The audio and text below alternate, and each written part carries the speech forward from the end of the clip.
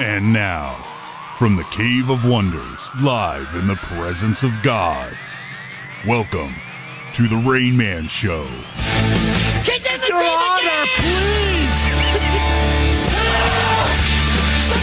All right, hello everybody. Welcome to the Rain Man Show. I am here, barely. Almost didn't make it this month back to Rain Man. We were very close to having 0 shows in the month of September, Thomas. Very close. Vacation was rough? Vacation, and then, of course, when you go on vacation, things pile up. Yeah. It's not really a vacation because I know that as soon as I get back, I'm going to have to work double time. Right.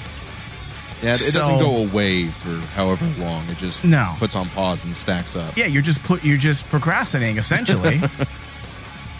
So I couldn't really fully relax camping unless I drank a lot of wine. So that's what I did. Edibles and wine. And then I was terrified at night to look into the woods because I was so out of my mind. Yeah. Nice. Don't do drugs, kids, when you go to the woods because then you see aliens and Bigfoot. You saw aliens and Bigfoot. You see cryptids. Oh, man, that pre-show is becoming something totally different than I had expected it to become. But I'm enjoying it. There's some lunacy in that pre-show. That's the hope, right? Induced madness. Well, last week you guys were talking about cannibalism. Yeah. That went off for a while. It was 20 minutes on whether or not you would eat somebody. Because Andrew had some weird obsession and or data to back up whether or not he'd eat somebody. And I'm like, that's something that you only have if you've researched this and been like, you know what? How much would that cost? I can't believe he actually was doing research. Yeah. And then also, Tony was condoning killing old people using my joke that I said off air as a way to support his lunatic idea. I wonder if that's where he's at today. Tony, I never said I actually really want to kill old people. I said they become useless. That's completely different. At a certain age. I didn't say anything about murdering them. And he went all Logan's Run on that one. Oh, he grabbed on to something I said. I said Hitler. I was talking about.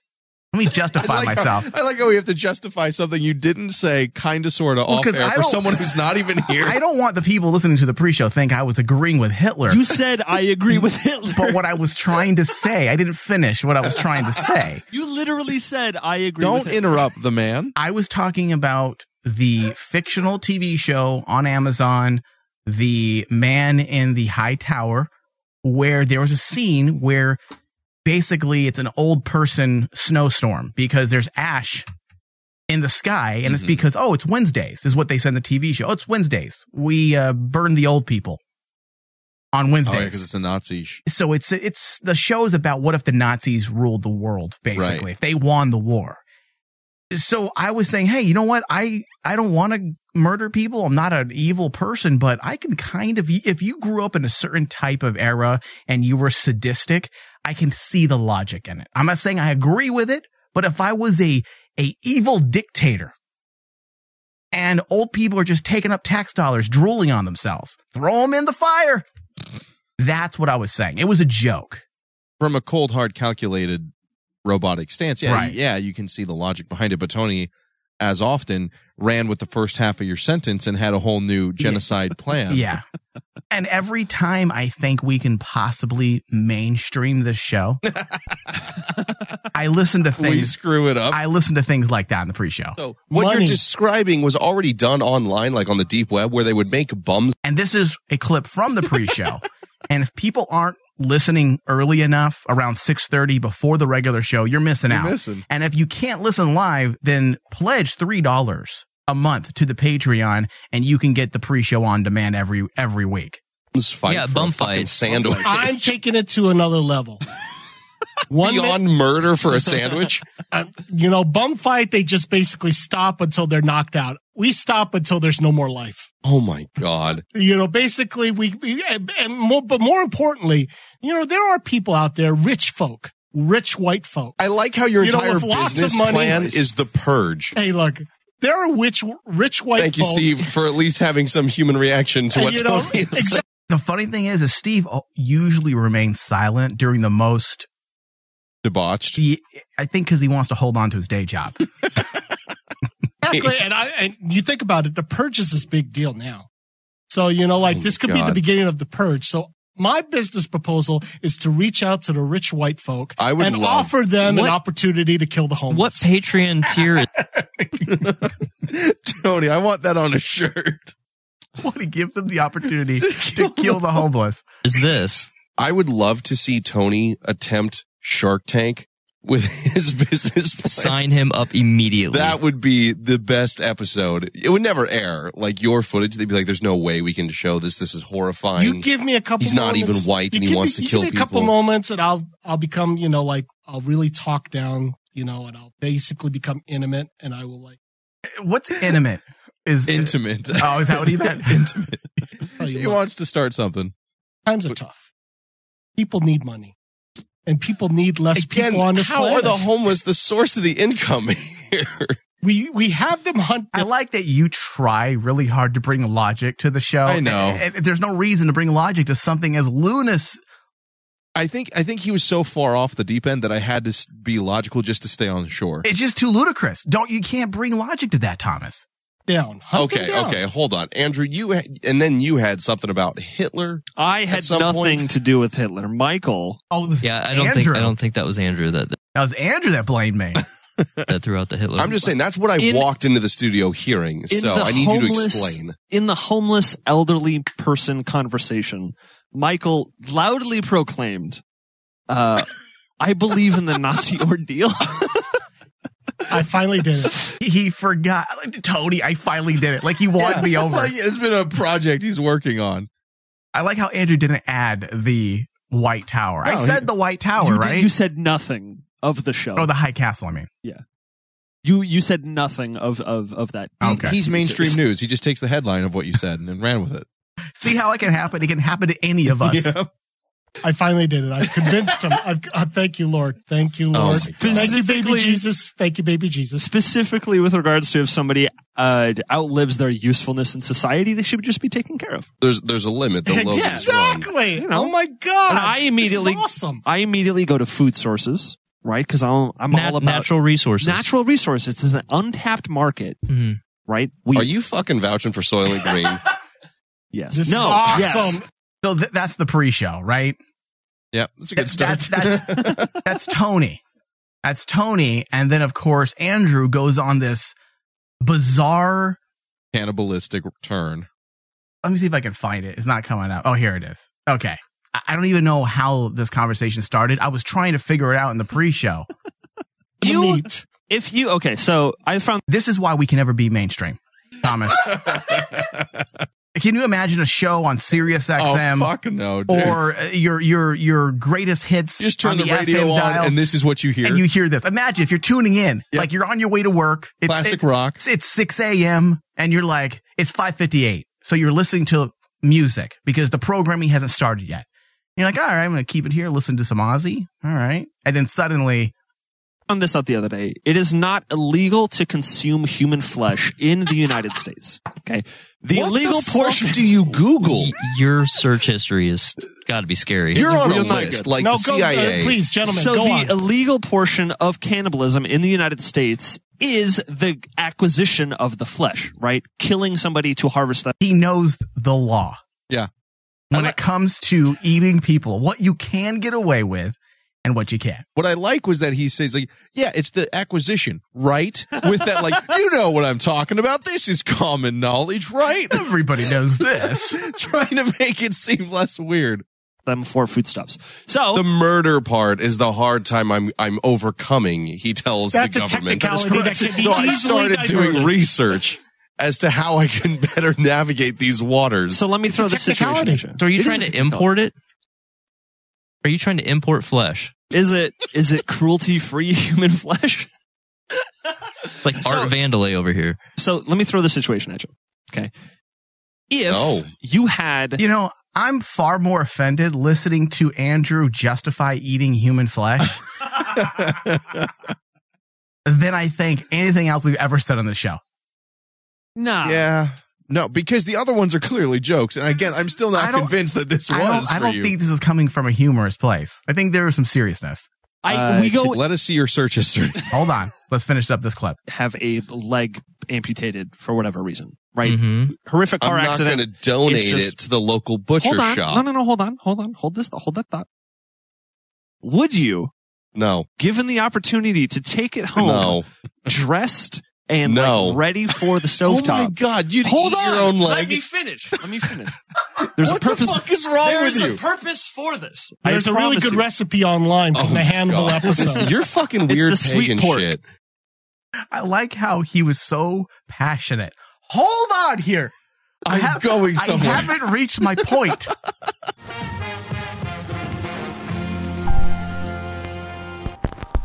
This summer, the greatest serial killer of all time returns in an all-new action-packed film.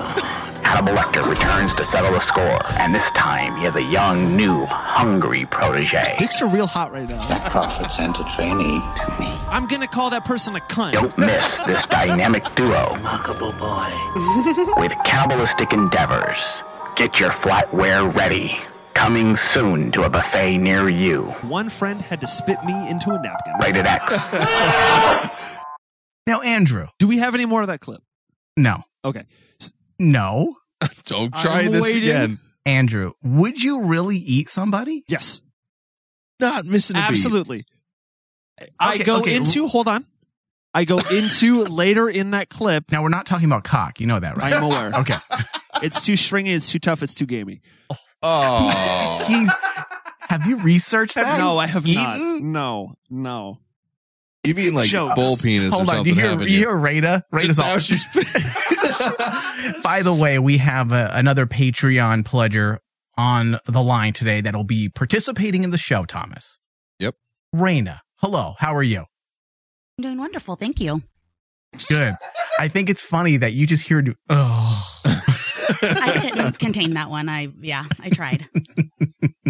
All right, go ahead, Andrew. So I go into a little bit after what we just heard into a story that Vice did, where a gentleman was in a horrific car accident. He did have to have his leg amputated. Okay, that happened. Yeah, and he ate it and fed it to his family. Right, he brought it home. He had it as one of his...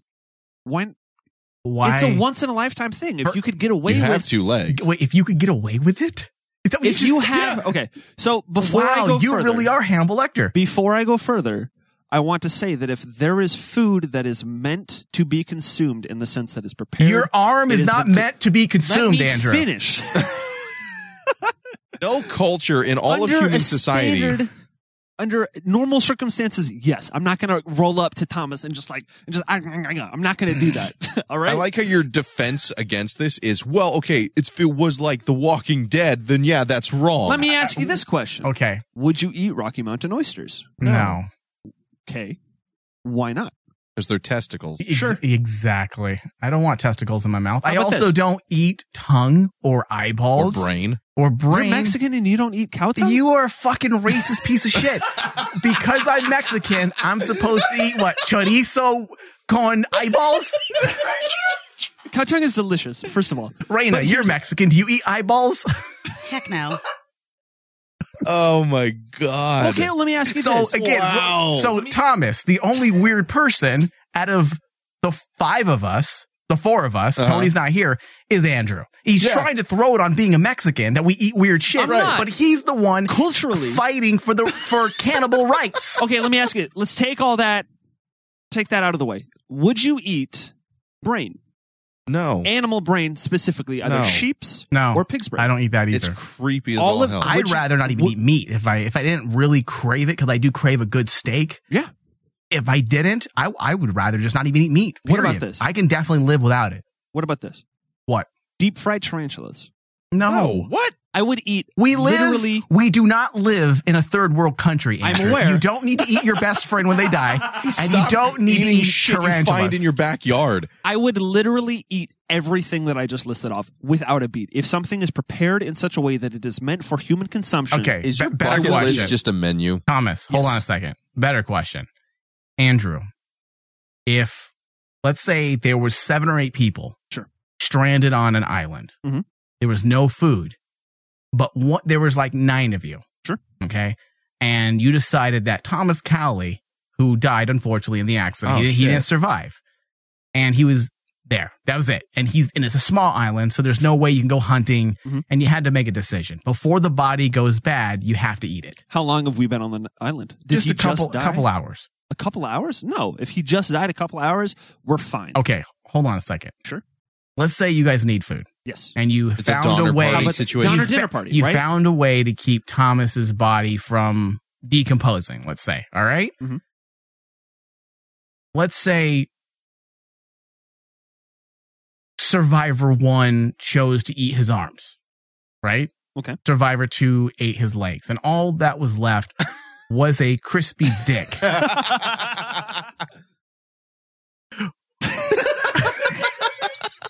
You wonder why we're not going to be on air, like syndicated. I would not consume Thomas's penis. Don't lie to the people. I would go for a kidney, a heart, or a liver. There's nothing else left. Literally just it's a skeleton with a dick on it. Survivors 1 through 12 picked it up. Of the 9. Yeah, you were the runt of the survivors. And all that was left was a meaty cock. If just say yes. If it was an extreme situation where we have not had as Mike has described, it is an extreme situation. Okay, so we're going like a month, For 3 weeks fuck's to sake, a month yes. without food. Yes. You just admitted you'd eat Thomas's cock. In an extreme situation where cannibalism is not off the table. And this is why we can't. I know what the setup was. This is why we can't get picked up, Thomas. Yeah. We bring it on ourselves. Oh man, but if I could travel the world on my stomach, I absolutely would. Wow, that's just weird. So I mean, that was the worst question I can come up with. I had a bunch of other scenarios, but I went with the worst one first, thinking we can end this topic. Nope. And he just straight up said yes. There is a fermented tofu in stinky tofu God. that is allegedly the worst smelling possible thing. I would eat it in a heartbeat. There is a fish that pees out of its skin. Okay, thank you. We're done with you. That you have we're done to with ferment. That. I will eat. Just give me that sushi. Yeah, we're done.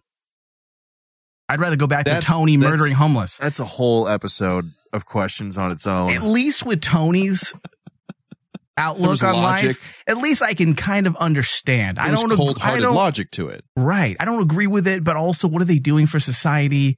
If you're just sitting in an old folks home passing on STDs, I mean, come on. Especially after what happened to me when I got back from vacation feeling refreshed. First thing I did was go to Target to go pick up some supplies, some electronics that I get. And this is why I believe Tony might be onto something. Okay? There's this old woman working at Target, not welcoming people like Walmart style, which, hey, Walmart, kudos to Walmart for giving those old people something to do and paying them a paycheck for it. Target puts those people at the registers. Yep. I'm at Target and we put our things. We have a lot of things. We're putting it on the conveyor belt. Maggie and I, the little belt that takes them up to the woman. Very convenient. It's what technology from the 50s that we've had. The little conveyor belt that takes your grocery items and your items, and it takes it right to the person scanning. There's literally only a few movements that you need. You have an arm movement and you scan and then you drop it in the bag. It's very easy. Not with this lady, apparently. With this lady, she, no joke, Thomas, asked us, because apparently too much movement for her body is not good. She asked us not to put the stuff on the conveyor. Can you please hand her each item so she can use the hand scanner for each one of them, because her knees really hurt and it hurts when she shifts 2 inches to grab them from the conveyor belt. Maggie had to touch my shoulder because she saw my face. I was about to flip out. Yeah. Do you work at Target? I'm like, you want me to... Now, at Target, they have a register in the way of the hand scanner. The hand scanner is actually on the opposite side for a reason, because it's for large items that you can't pull from your basket. Right. So there is a reasoning behind why they have that hand scanner. It's not supposed to do all your work. She just wants to stand there and pull a trigger. She wanted to pull a trigger because she couldn't shift because her knees are hurting her. Maybe you don't get a job where you stand all day then. I almost killed her. No, I did almost kill her. But I was very angry. The first thing that came to my mind was the old person snowflakes. I'm like, all right, well, you know what? I'll see you Wednesday. Wednesday is burn an old lady day. That's fucking How absurd. do you do that? How do you ask a customer to not put items on the conveyor belt because your knees hurt and to hand each item to me? The balls that woman must have. Maybe Massive. that's why she couldn't move. They're just too fucking big. Can you imagine ever asking someone to do that at a job? No, I could see it if you were the old customer and be like, hey, can you use the scanner around here? I can't Customers lift this out different. of the Customers, cart or something there's like a little entitlement that goes with being a customer. Yeah. You're paying for items. You're shopping. You're a customer. You should be important to that business. But as an employee, fuck no. Yeah. She would, to me, if I was a manager and I heard that, she'd be fired. Yeah, she shouldn't be working. I'm like, listen, you're no longer in the protected class. I understand you're an old lady and you're in that protected class. But the moment you say you're not able to do your job, guess what? You just accidentally fired yourself. You accidentally reached over that line. You're no longer protected. That's and now absurd. Go to that unemployment line. People should not be working if you can't move 2 fucking centimeters, Thomas. Physically can't do it. Can you imagine? This is the world we live in, and these are the people that want $15 an hour because they can't afford a home. You don't deserve to live at a home. If you has a bum fight opportunity for you. Earn some money there. If you're asking me to take my items off of a conveyor belt and hand them to you one by one. No. I'm amazed you stayed in that line. No, I only did because Maggie was there. Yeah. And my son was there. And I never make a scene in front of my son. That I can respect. If it was just you though, fuck that. Oh, I would have went ghetto. Like, no, you did it. That's fucking nuts. Yeah. So Burt and Ernie are gay, Thomas. Shock that rocked the world. It really wasn't a surprise. No. I thought that was old news. So when the writer that was I think he dated back to the 80s. It had to be, right? 81, I want to say, is when he started writing episodes. When he said that he fashioned Burt and Ernie after him and his partner at the time. Mm-hmm. I'm like, okay, I mean, that kind of makes sense. Any guy that talks about his rubber ducky in front of another man in a bathtub, I mean, he's probably a gay man. Probably. I would think so. Former Sesame Street screenwriter who sparked heated online debate after appearing to suggest that Burt and Ernie were a same-sex couple is clarifying his remarks. Apparently, he's now doing backing up damage control. Mark Saltzman made the controversial statements in a September 16th interview with the LGBTQ news outlet Queerty. Queerly, I think. It's TY. Oh, is it? Queerty? That's just a bad title. Could be plain QWERTY. Maybe? That's almost as if I named let's say I ran a Mexican blog and I called it Brownie. Or Spickish. Come on. Do you really need to That's a good title. Call it Queerty? Spickish? Well, they have Blackish on NBC, so I mean I think I could do it. So the Emmy-winning writer, credited with having worked on 31 episodes of Sesame Street that aired from 1985 through 1998, told Queerty that his real-life relationship with partner Arnie Glassman inspired the Burt and Ernie dynamic, and as such, he viewed the iconic characters as a loving couple. A lot of people are going ape shit. It's funny. It's always funny to see what people get angry about. Mm-hmm. The Kaepernick thing, I'm blown away that people are still fucking talking about this guy. This guy's not even in the NFL, and people are still bitching about this guy. It seems odd. And now with Burt and Ernie, they're angry. Burt wasn't fucking Ernie in front of your children when they were 4. Then you might have some right to be angry. If a creator decides to have some behind the scenes inspiration, who gives a shit? People were dying on social media. Oh, this is the end. Now Burt and Ernie are gay. They've been the joke of them being gay has been around since the show because it was started. obvious that they were gay. Right. In a time period which you didn't say that. I mean, first, look at the sweaters they wore. I mean, they're wearing sweaters. Yeah. They're vests, but see right there, Andrew knows. Example A. The prosecution rests. I think that's funny.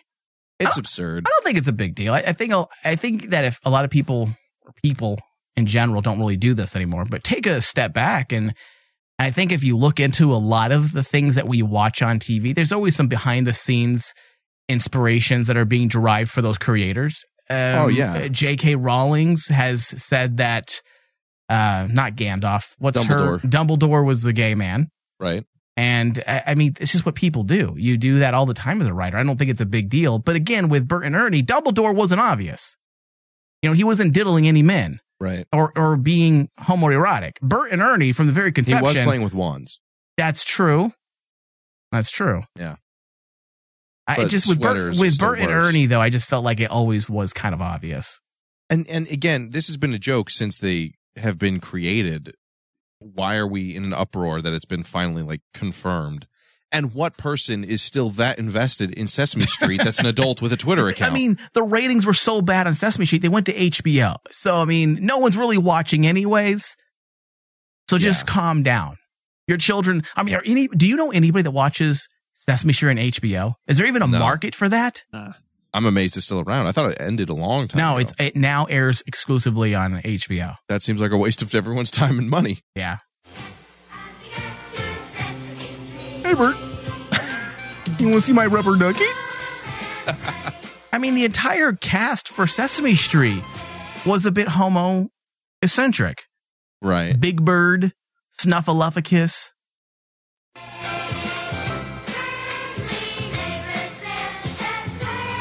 I mean, I think if you watched Sesame Street, there's a 50% chance you're going to end up gay. Oh, wow. I mean, just listen to it. Did you watch Sesame Street? I think that might be more offensive than Andrew's eating people comment.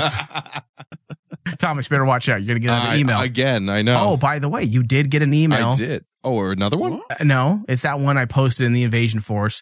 You got a complaint, Thomas, which I thought was strange because I asked them. Well, I didn't ask them. I asked them in my mind. I was like, really? Are you new? Because they said they were offended. And part of me, first off, I want to say that my goal isn't to hurt anybody's feelings ever. No, not deliberately. But that being said, I'm never going to change. I'm going to continue to make jokes. If they offend you, I'm sorry, but don't take it personal because it's not meant to be malicious or even personal. In fact, I just think it's strange because nothing we say black folk, Mexican folk, white folk, racist type stuff. Okay, if you want to get mad about that, we do get pretty crazy. But with the gay stuff, I mean, half the network's gay apparently. Can you really use that as a complaint anymore? Especially when the person that they were specifically upset with was you, Thomas, for a comment you made on Supernatural: The Crossroads. Right. They were very upset that you said butt fuck. Which is just what? It's a great term. Come on. It is. It's a funny term. Funny. But that word has become a lot very similar to using cocksucker to various individuals in the sensitive crowd. Apparently only men suck cock and apparently only men butt fuck each other.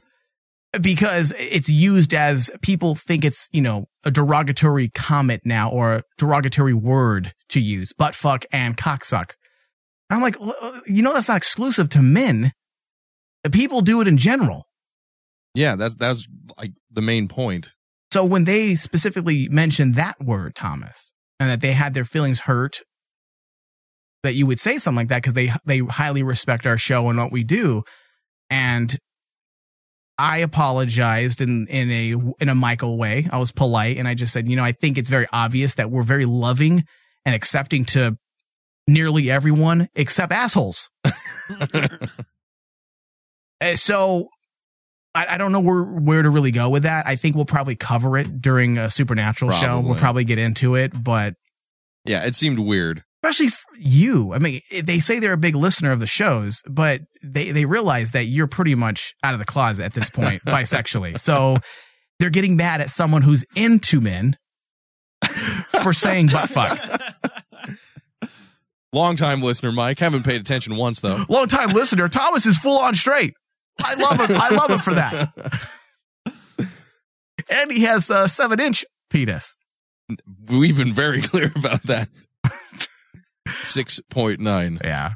No, I don't know, man. It's just the world. Right there, it's a good example. Does that bother you a bit when you hear that someone's offended by something you said? Yeah. I mean, not like I'm going to lose sleep over it necessarily, but like, a large part of me asks, why? Are you paying attention to the context in which we're saying? Do you really think that anything I've ever truly said has been said with malicious intent, except maybe to Andrew? Yeah. I just think people need to lighten up a bit. But I mean, here with this, that's a statement that can be said to the entire world at this point. No, it should be. But right here, we have this Burt and Ernie story from a thing that's been 50 years old. You want to touch my rubber ducky? And it's still making controversial statements. So it just seems silly. Of course it seems silly. Yeah. Of course it seems silly, Thomas. This is the 200th episode, by the way. And I know we had said that we were going to be doing the whole 200th celebration, but unfortunately, it's been really hard to get everyone together these last couple weeks. So we're going to have to put a pin in it and do an ultra celebration within the next couple weeks when we can get everybody in the studio. Right now, everyone's doing those last minute trips before TV season starts in 3 weeks. Starting soon. So everyone's doing those things. You're going to be gone next week. All next week. Tony's gone this week. And we can't have a celebration without the main people in the show. So it's the 200th episode, but we'll have a 200th episode celebration later. Right. Got it. And that's going to include, of course, the Hacky Sack to the Nuts or karaoke. Very fun. The offensive game show. I'm looking forward to that. With lots of butt fucks. Right. I got something in my corner now I can use. So we do have everything planned, and we are still doing that. So listeners, Thomas can, of course, look forward to that. Oh, yeah, we're not going to not do something for 200 episodes. No, we have to. In fact, I feel a little like we're cheating right now. We should. Should this be like 199A? 199.1.6. 0.9? All right, so female rapper Princess Vitera made a music video about swallowing jizz. That's now offensive. She says, I like sucking dick because it tastes like watermelon. What? So, Andrew, now you know what your flavor you can expect. Wait, hold on. When you eat crispy skeleton dick. Is there still going to be jism inside? I don't know. It's fictional, right? Fuck it. Did he like harvest it before death? It's Andrew, and maybe. And he can use it as like a condiment on top? Yeah, like a. It's like an aioli. Yeah. Right? I was going to say just like a glaze, but he went with aioli already.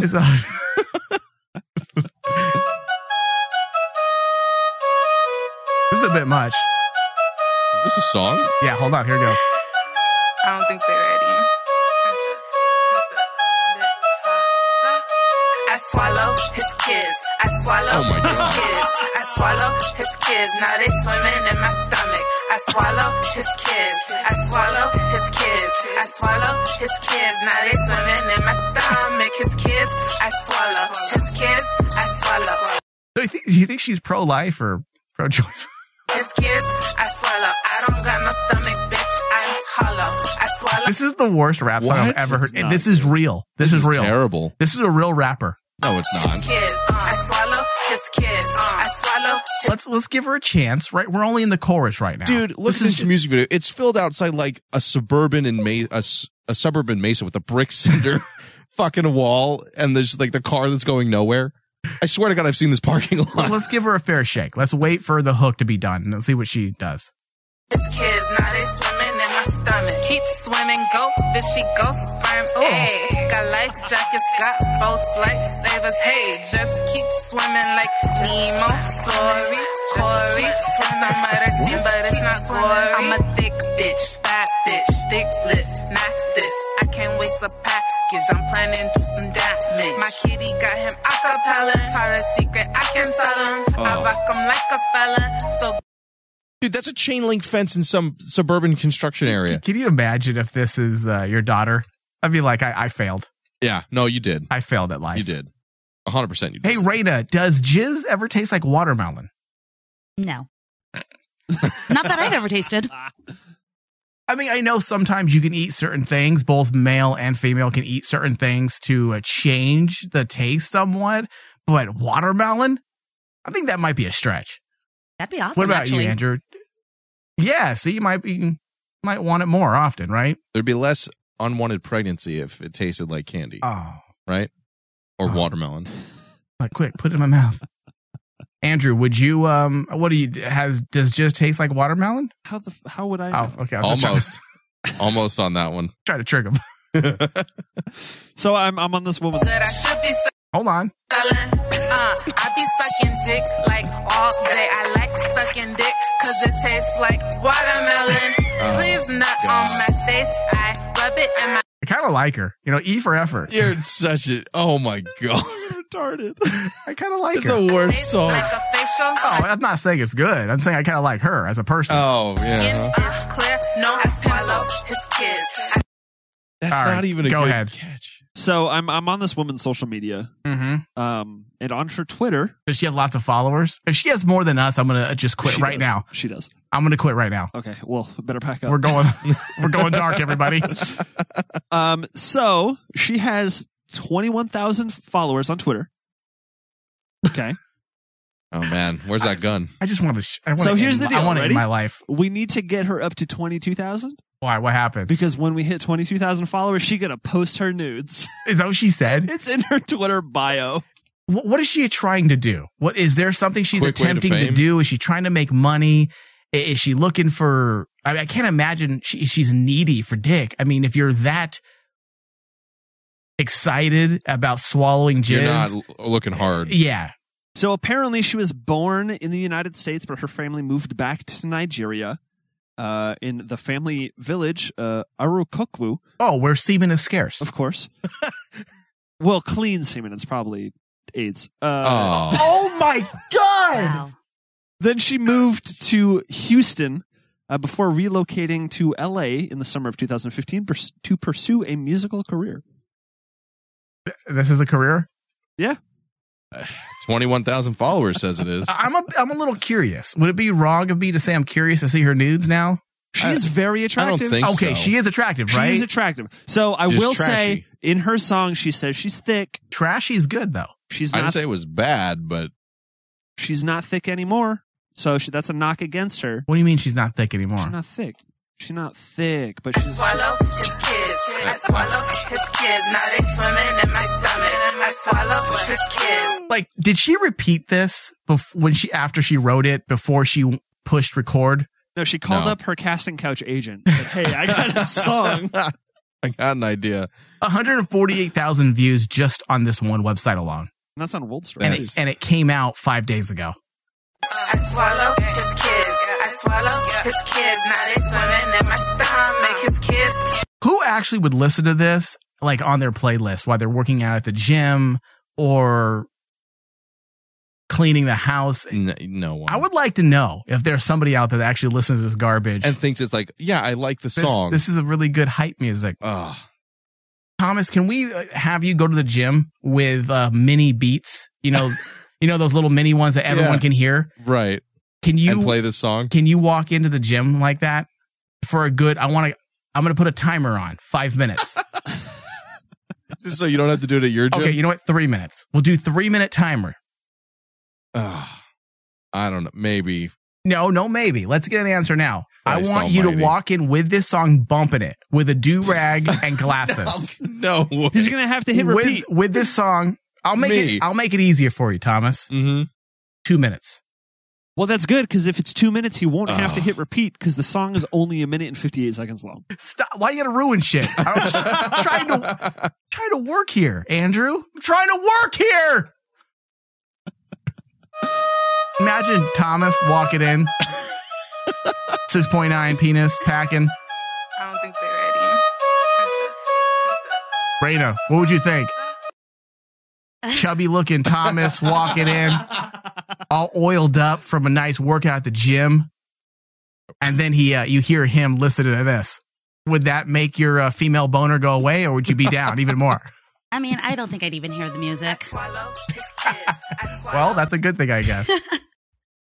She's too distracted by your white complexion. I'll blind everyone first. There we go. All right, so let's do this right now, Thomas. Will you do it? Your last stunt failed. It did. The waxing. God, this though. Come on. 2 minutes. You walk into a gym with a do-rag. My entire gym is all old people. No, you can go into my gym and pretend you're looking to buy a membership. Yeah, going for the 3-day trial. Just go in 2 minutes. I will have Bobby or someone's got to go in with you with a camera. Probably Bobby. This is probably Bob. And you just listen to that music and you don't turn it down. And you have to go through the whole thing. Like, hey, I'm interested in checking out this gym, possibly getting a membership, and don't turn down the music. Talk to people. You didn't say that before. Like, hey, I'm just here to check out your gym. Hey, Mike. I'm looking to get into this gym. That's how loud it needs to be. That's how loud it needs. And you don't turn it down. Oh, God. Christ. I can't do that. I'll get shot. No, not at my gym. At your gym, I might. It's all white America over there. That's never what you've said. No. That's the other one. This gym that I go to currently. No. Yeah, I went to the college town one. Oh, Jesus. Yeah. So you're just going to be in there a bunch of whiteys. You could do it.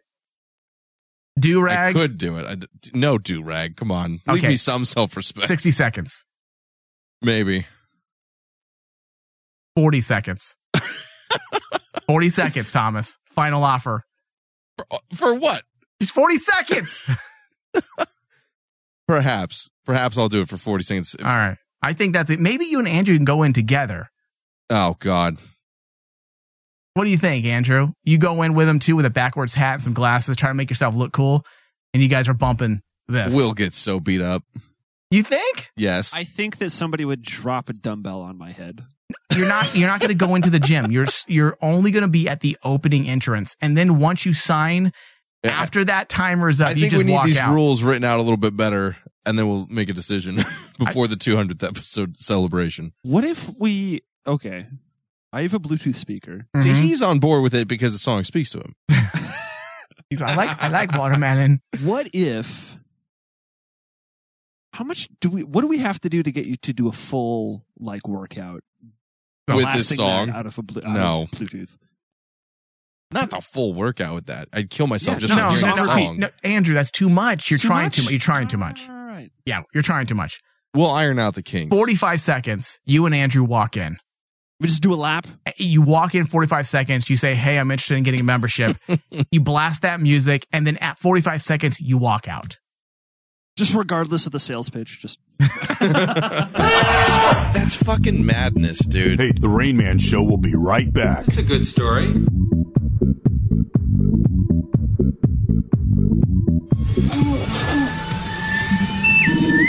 This is Star Wars from the Butter Tank exclusive. That thing's operations. Where is Jen Asshole? Where is Director Krennic? Yeah. Where are all these characters that they even that they actually had in Battlefront 1? And suddenly we have when you have a new game, aren't you supposed to get more? Yeah. No, they took away characters. It's unbelievable. I don't understand what they're doing. Either way, unfortunately, I'm a sucker, and I keep playing this game because I want Star Wars. I want to play Star Wars. Well, and I think that's what EA relies on. They say, you know what? Fuck them. They're going to like Star Wars anyways. One of the bonuses, and they're video right. game wise, though, Star Wars wise, Lucasfilm just announced that they're going with Zenith Games for all their mobile things, and two mobile Star Wars games are being hyped. Big time. Yeah, Dave. But I want real games for consoles. Real games for consoles, yeah. Unfortunately, don't get me wrong. I love some of those mobile games, but also Star Wars Commanders is good. Yeah. All right, Dave. Thank you for trying to find that silver lining. It didn't work. I ripped right through that silver lining and went back to the toxicness at the bottom of that garbage pail. It's hard. That's where I want to be right now. Okay, I want to wallow in that toxic sludge at the bottom of the EA garbage can. EA garbage can. All right.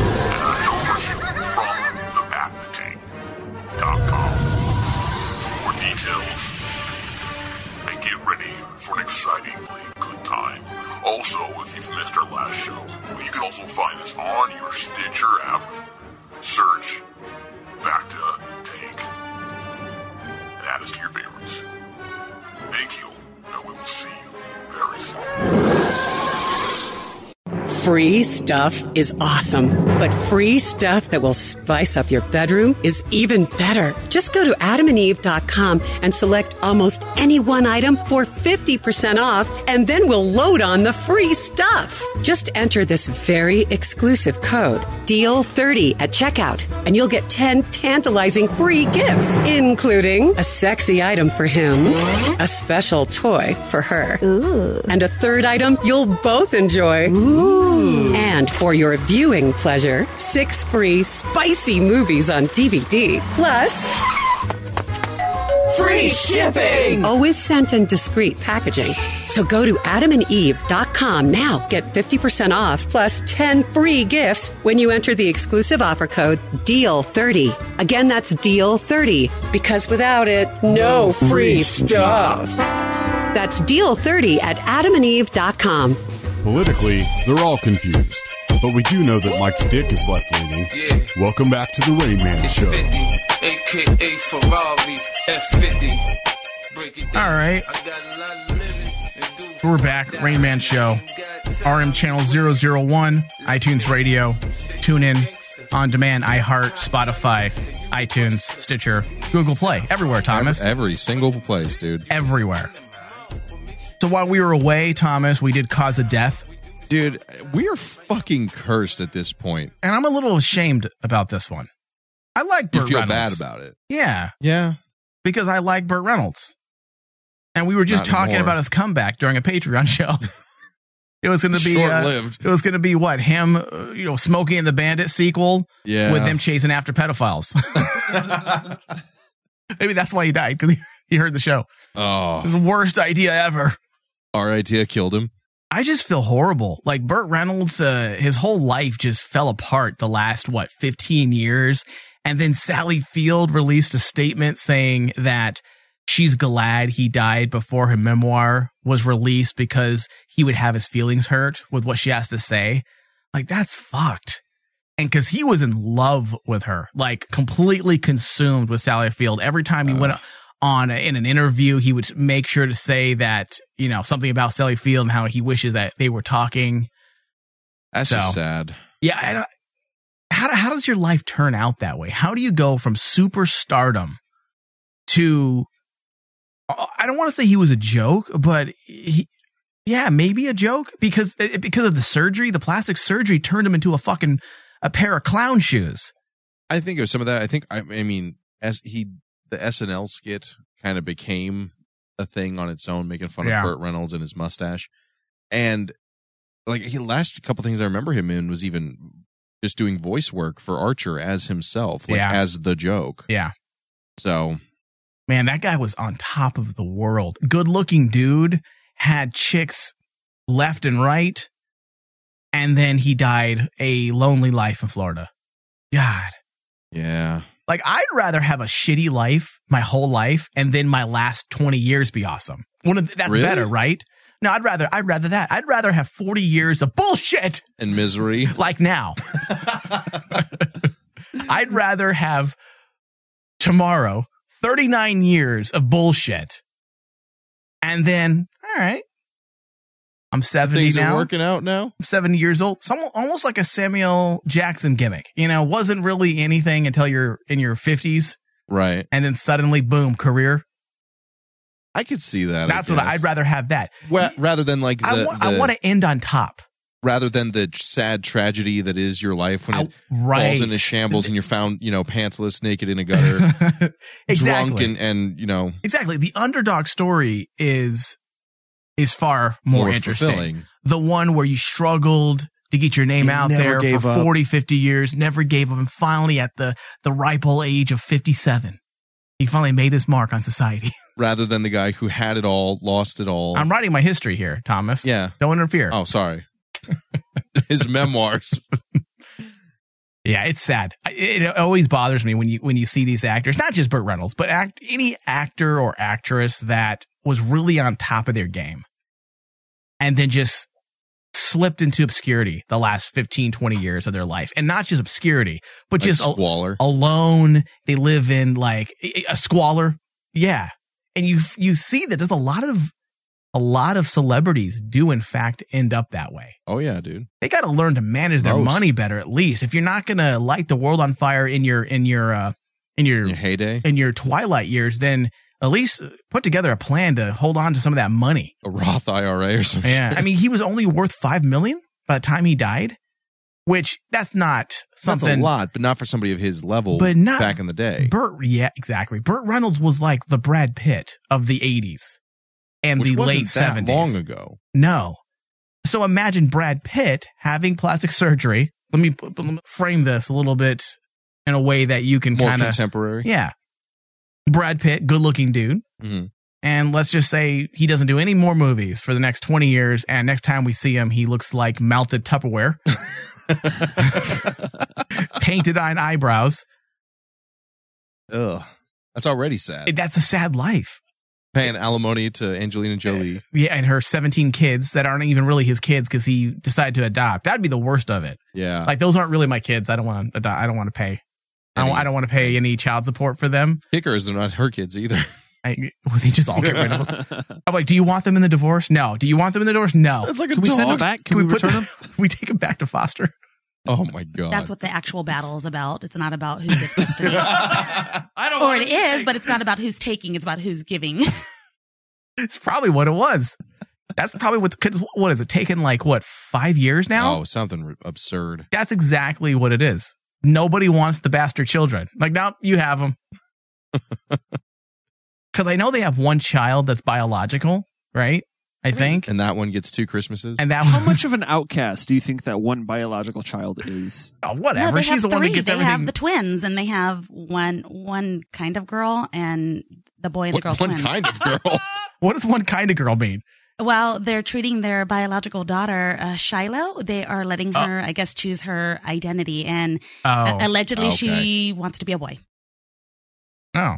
Allegedly. Shiloh. That's interesting.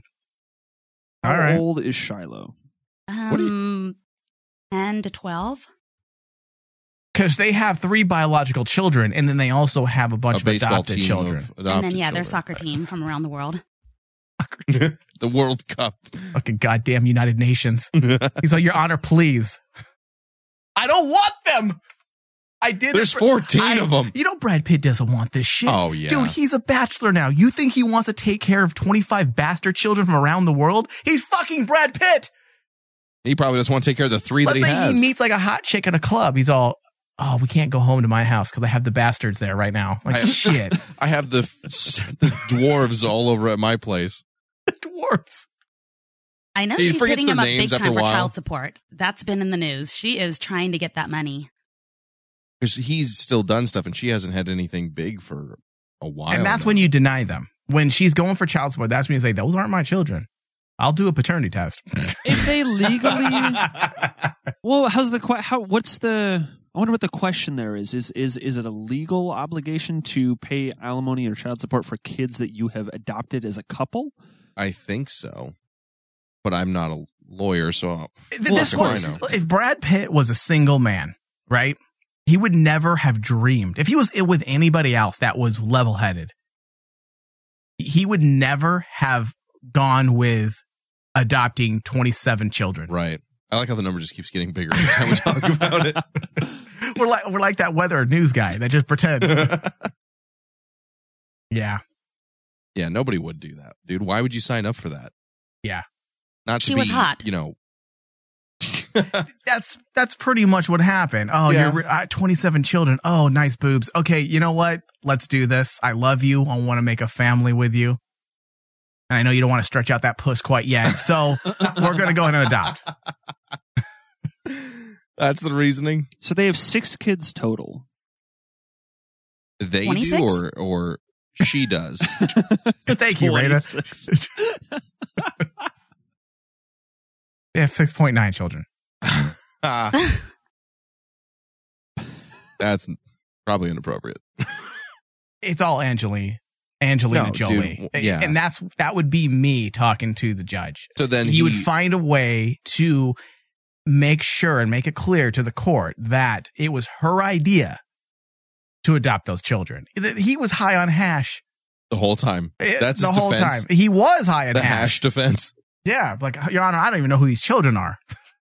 I don't even remember marrying her. I mean, that one's black, that one's Mexican, that one's Asian. They're obviously not mine. All right, let's get into news.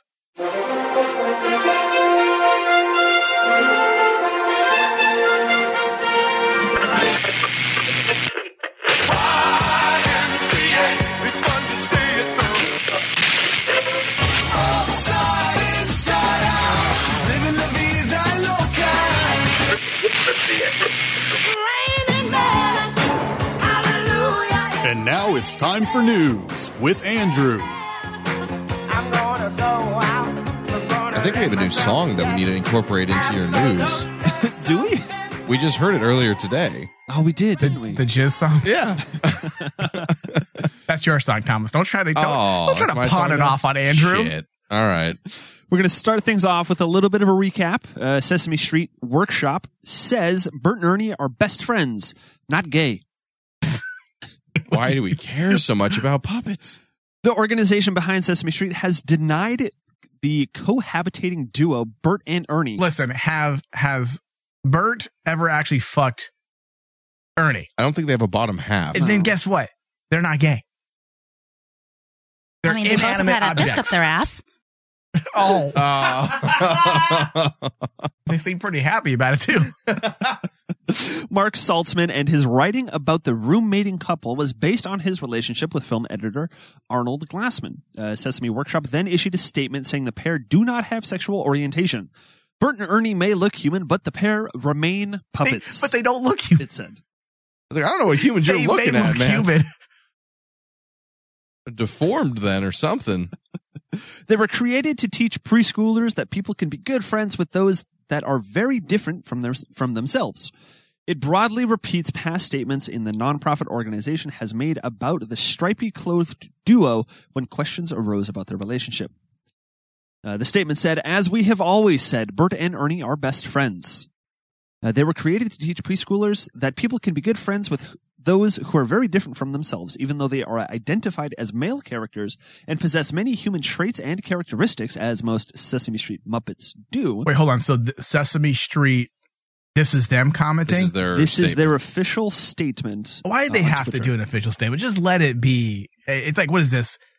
Because somebody directly involved in the creation of their trademarked characters said something that goes against their corporate. I would have just said, everybody has a PR team. Everyone feels like you need to get on top of this before anybody else blows it out of proportion. We need to contain Sesame Street the story. already doesn't exist for the most part. It is fictional. It's probably got more press within the last 2 days than they have gotten in the last 35 years. And that might be another reason why they're talking about it.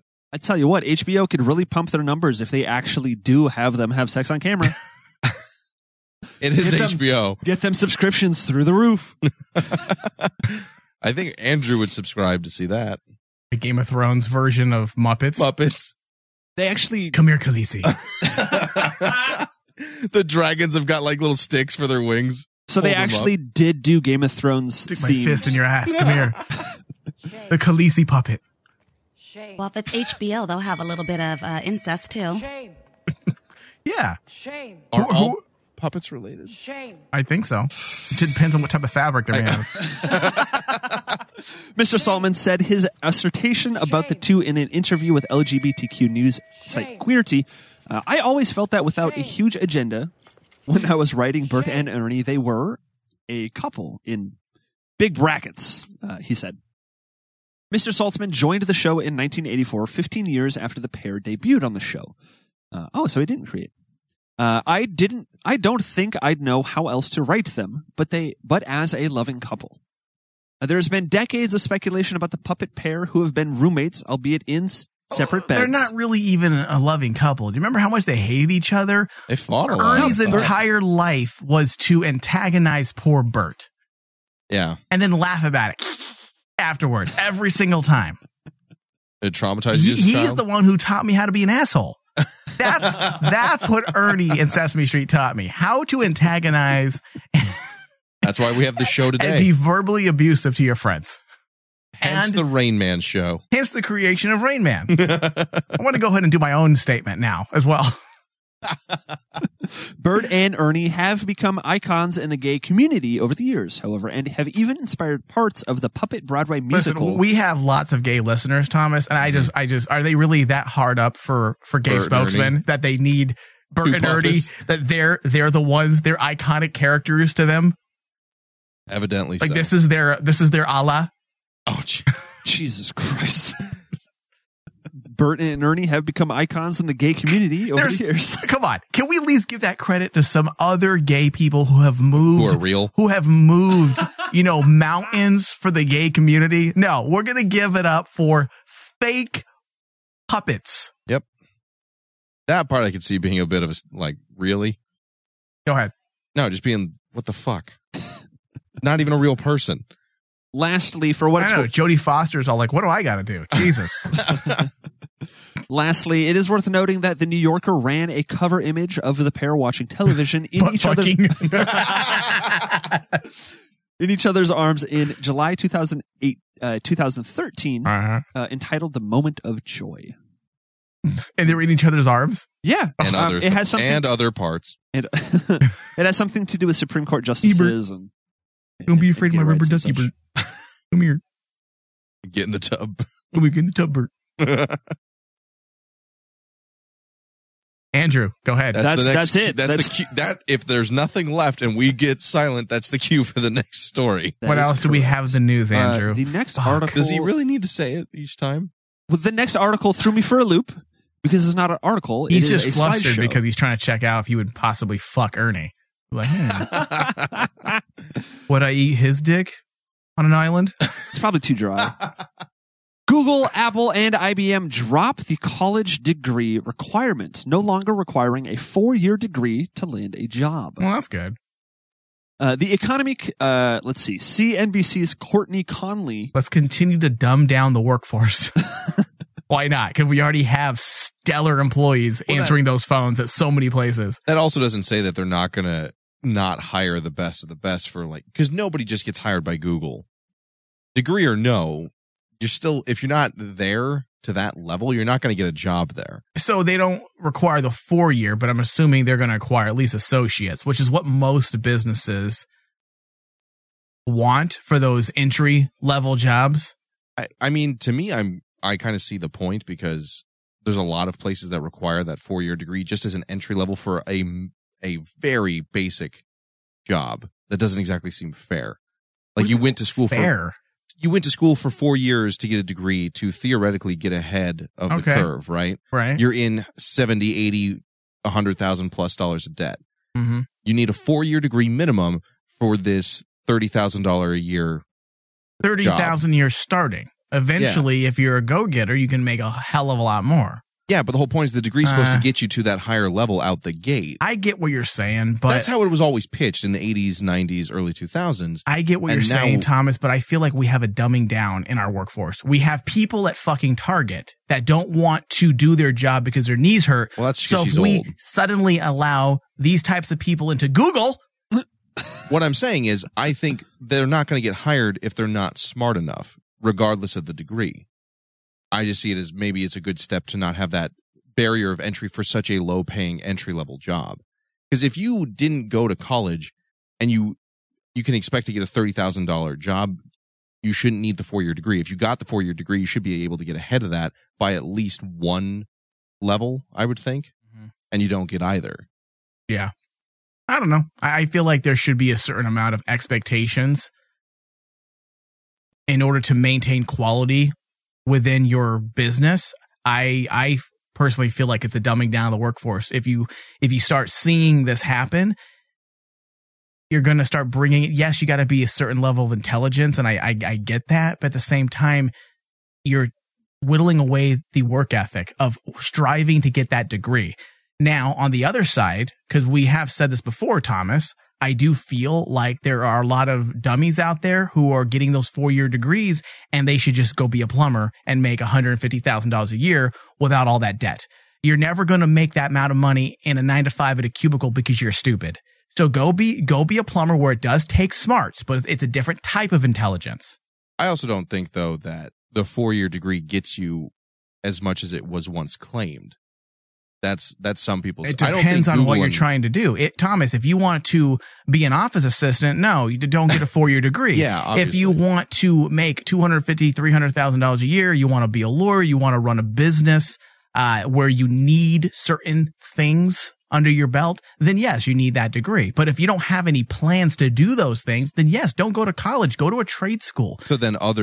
So it would be safe to say. But if your goal is to work at Google, where smart people should work, then you need to get your fucking degree. So maybe other companies should be the ones that maybe drop this degree, while places like Google keep that as a standard. Yes. So okay. I do agree with you, just not specifically for Google. I feel like we entrust Google with a lot of our lives. That's a good point. Suddenly we're going to have, Joe Schmo just graduating from high school, helping us out with our personal information. I'm just saying.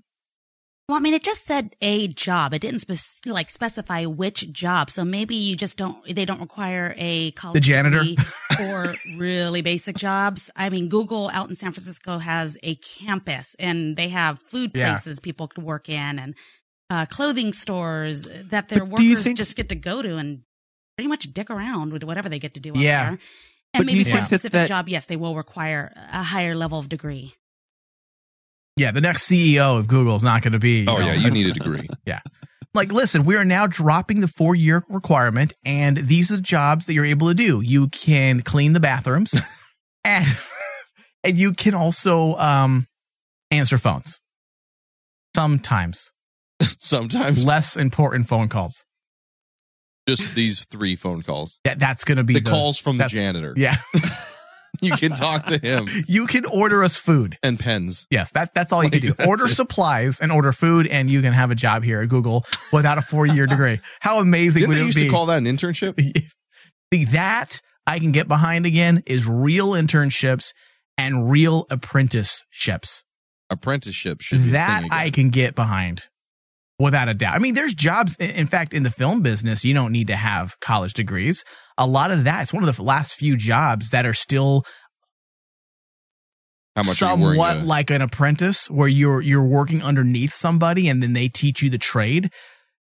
On the casting couch. Exactly.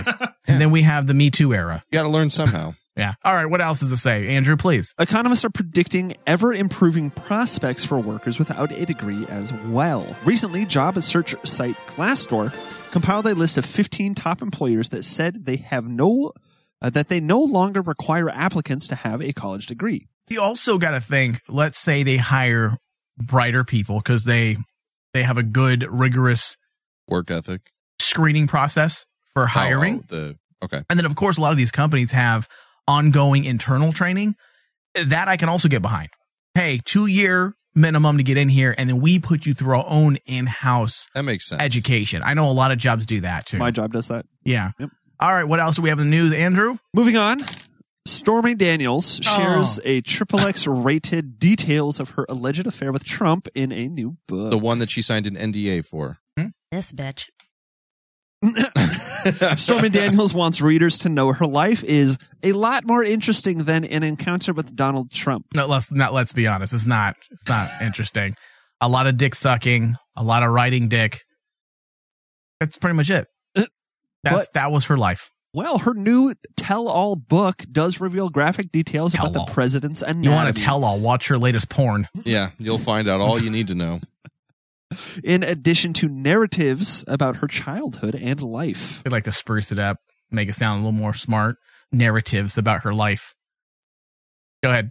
The new details of her alleged meeting with Trump at Lake Tahoe in 2006, revealed for the first time in Daniels' book, full disclosure, included a salacious description of his genitalia. Didn't she get paid a lot of money? Yep. To be quiet about all that stuff? Regardless of not whether you agree on any side of this, couldn't she be sued for violating that so publicly and repeatedly? Yeah, we'll see. I don't think... Who violated that NDA first? Was it him or her? It was her. Oh.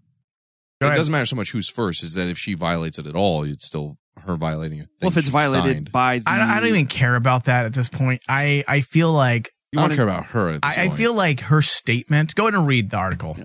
She goes on to describe his genitalia. His penis is distinctive in a certain way, and I sometimes think that That's one of the reasons he initially didn't tweet at me like he does so many women. She wrote. Real page turner. He knew I could pick his dick out of a lineup. He knows he has an unusual penis. It has a huge mushroom head, like a toadstool. Damn. That's sexy. Daniel's attorney, Hey, Mike. Raina, is a fat head attractive? Is a fat head good? No, dicks are not attractive. Oh, dicks aren't attractive. They're only good for one thing. That's a hard no. Wow. Not to look at. All right. I've heard some women say that dicks are kind of ugly. I think dicks are ugly, but wow. All right. Go ahead. Excuse me. Daniel's attorney, Michael Andrew's out of Avenatti. sorts. He's all, dicks are ugly. How could you say that? My whole world is upside down. Poop mouth. The details she provides in the book prove her story about having sex with Trump is true. Stormy went into such graphic detail because she remains frustrated as those who still question whether or not she is telling the truth. Nobody questions whether or not you're telling the truth. We all believe you. Nobody fucking cares. Stormy, you fuck men for a living. Why would another one's This story isn't be news. different? This isn't news. Trump wasn't the president back in 2006. You were fucking him like you were fucking everybody else. The only difference is you fucked him for free, and now you want to act like your shit don't stink by talking shit about a dude you fucked. To me, that's the worst part about it. Despite all the shit talking I like to do, Thomas, there's a few things that are sacred in my life, and you don't talk about the other person you've had sex with in a negative light. Maybe in a conversation, you don't say names. You don't say names. I feel like that's a special type of piece of shit. Right. And this has nothing to do with Donald Trump.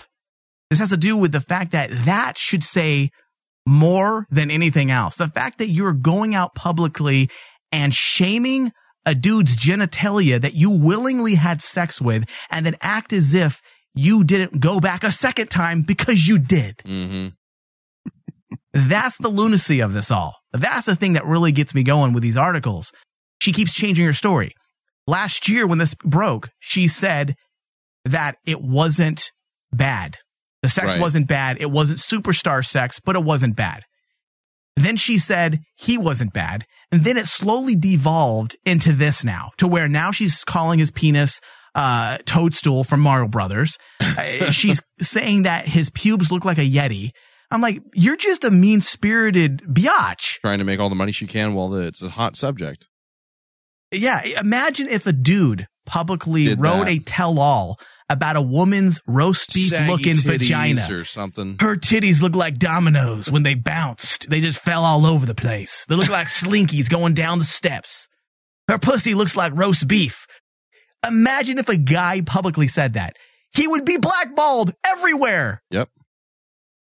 That's what really gets me going about this article. It's just the fucking lunacy of it. And the fucking left eat it up. Is eating it up. And they're going to release her book right before November elections. So it's all political too. It's literally, it's coming out I believe the day of elections so that they can help sway the vote for the Democrats. This is all fucking political. Oh, it makes me angry. But I want to know about the toadstool. Just show us your tits. That's all. What if the publisher said that? Show us your tits. That was her fee. It's not, can you really get swept up in Me Too when you're dealing with a porn star? I mean, outside of the horrible, which would be rape, obviously that's wrong.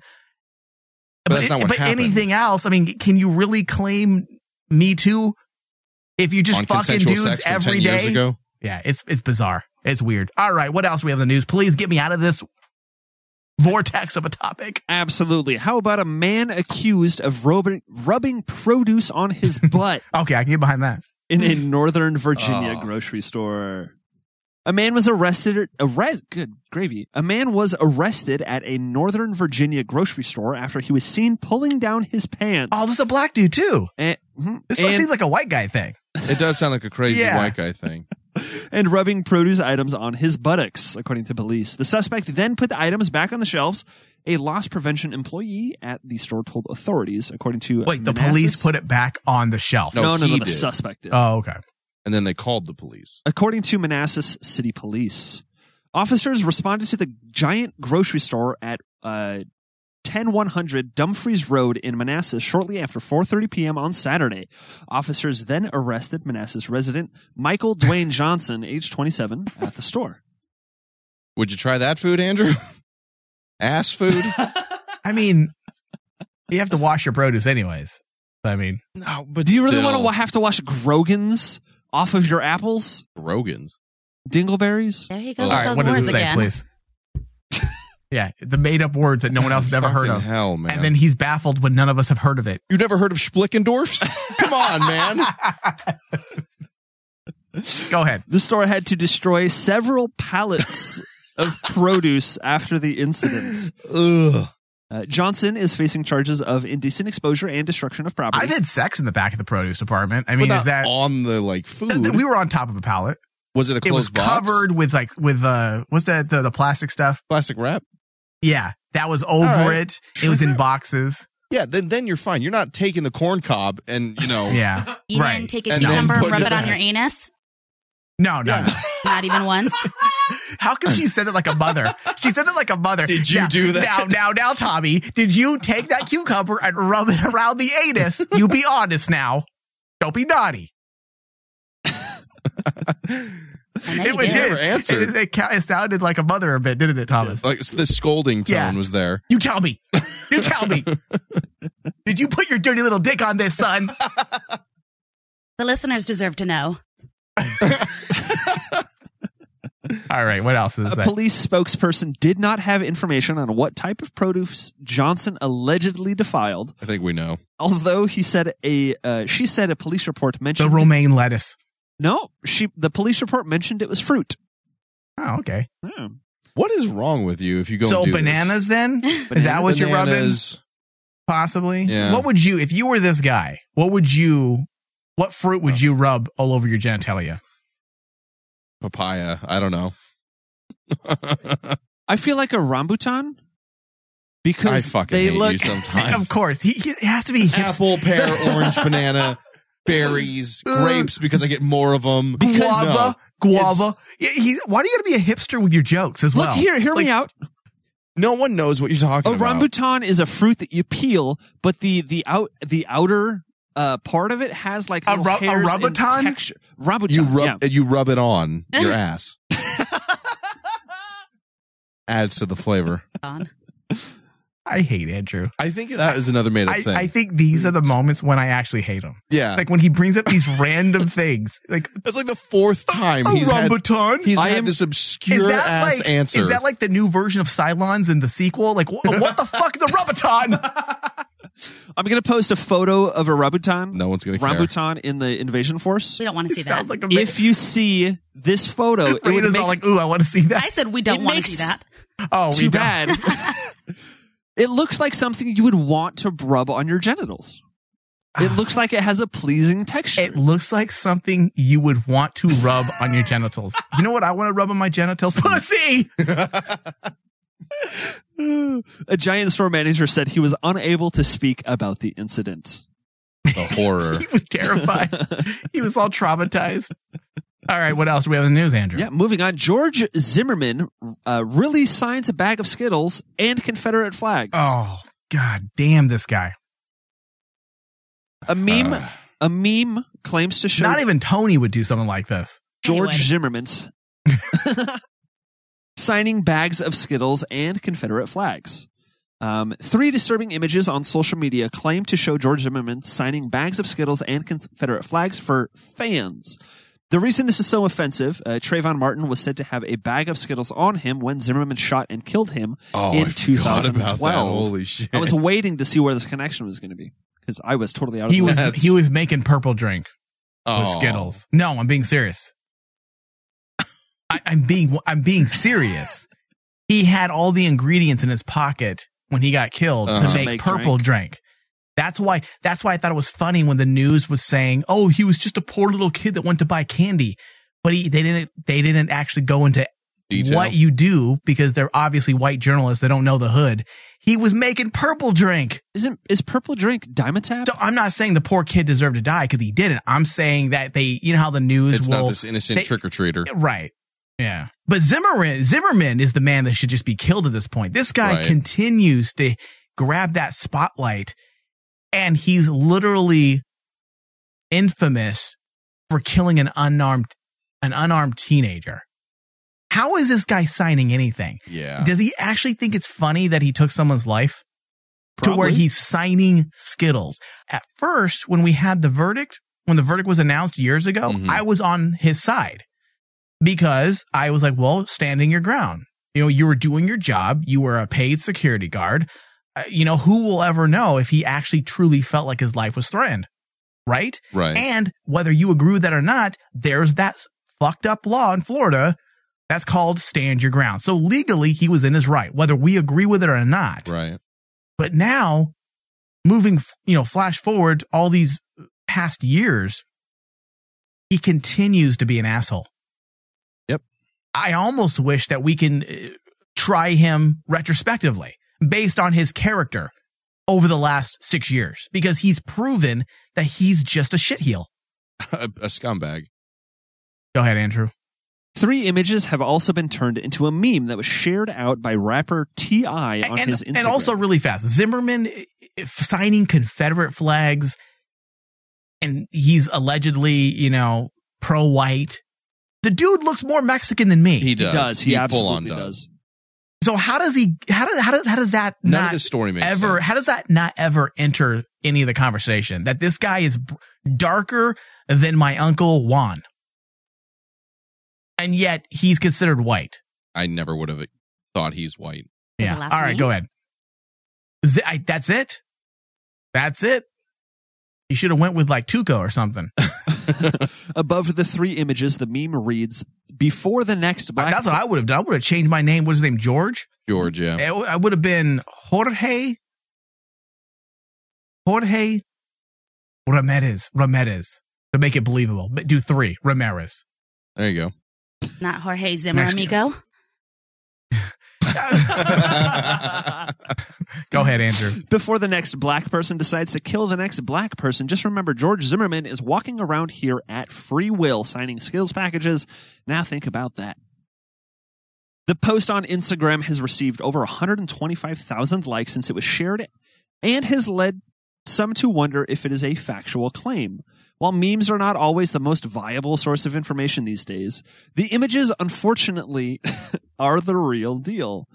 The pictures originate from the television series Rest in Power, the Trayvon Martin story. The Paramount Network created a 6-part docuseries that aired on July 30th. Now the viral images of Zimmerman seen during the final episode of the series are making the rounds. Okay. All right. You know what else do we have in the news? Yeah, moving on. I'm just bored. Yeah. I don't care about Jorge. Well, something that gets you excited. Sex robots. Wait, what? Yeah. Sex robots backlash. We're like the sex robot news network. I swear to fucking God. Sex robots backlash as brothel workers reveal fury over dehumanizing and dangerous droids. Continue. Let's see. Legal prostitutes in America say sex bots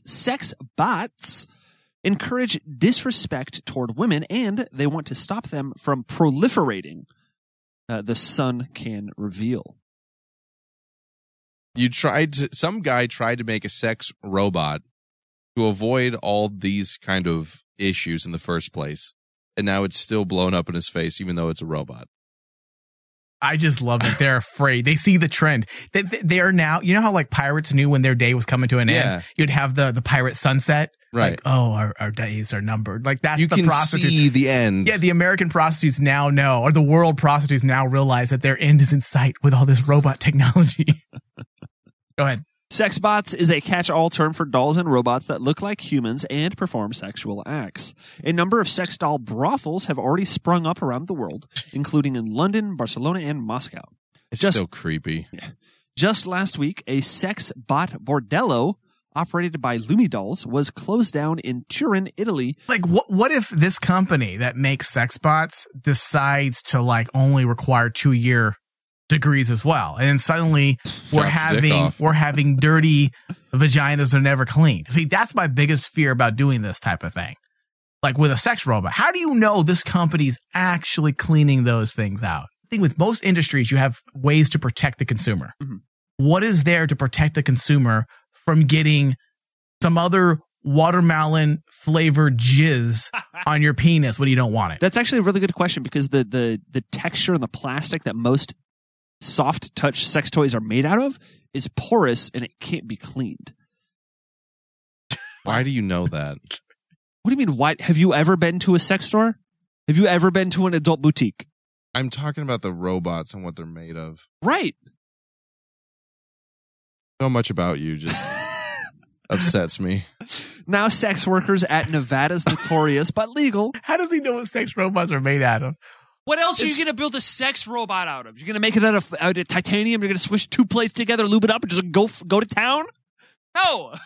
Look how this fervor he now has defending the robot construction equipment. Go ahead, please continue, Andrew, before you dig that hole. How much fruit have you molested today? Now sex workers at Nevada's notorious but legal Sherry's Ranch brothel are speaking out against the dirty droids in hopes of stopping the trend in its tracks. It's dehumanizing, said licensed... Hence why they were robots and made in the first place. Said licensed sex worker Alyssa. Sex workers offer way more than just a simulation of a woman. We offer authentic intimacy and two-way affection. Okay, well then that's your business plan. That's your business plan. And the business plan for the sex robots is you get your dick wet and you're out. There you go. go. It's about the consumer. It always comes down to the consumer. Experience or how quick you want and effective you are. Right. Exactly. We offer authentic intimacy and two-way affection that our clients deeply crave and sincerely benefit from. Offering sex dolls as a substitute for human sex workers is not only an insult to sex workers, but is also an insult to the millions of clients that seek genuine sexual and emotional connections with professional women like me. But that's not why these were made. Thank you. That's what I was about to say, because I do get where this prostitute's coming from. Yeah, It's the reason why I feel prostitution should be legalized. Is number one, it's a industry, a big industry. And I feel like if you legalize it, it'll take it out of the darkness, because right now you have those dark air. It's like with marijuana. Look how much the guy down the road has no business anymore, because you legalize it, because you brought it from the underworld and you mainstreamed it, and therefore you can then govern it and make sure there isn't anybody being taken advantage of. There's any illegal activity happening. People are actually of age. That's why I feel like prostitution should be legal, because it's happening anyways. It is. Legalize it. And also, not only that, but also what she brought up about that there's a lot of guys out there, men, who are just completely inept in life. Yeah. They can't communicate. They don't know how to get a girlfriend. They don't know how to even live their lives. They're very lonely. And this is a viable solution for a lot of men, that they can go and spend money on a prostitute who's going to make believe that they care about him for the next 2 or 3 hours. And if a guy wants to do that and a woman's willing to sell it, then I feel like it should be allowed. But that's a very different experience than what they're doing here at this sex robot gimmick. Go ahead, Andrew. Instead of chuckling. She continued. That's so creepy. This is all you hear. She continued. No, hold on.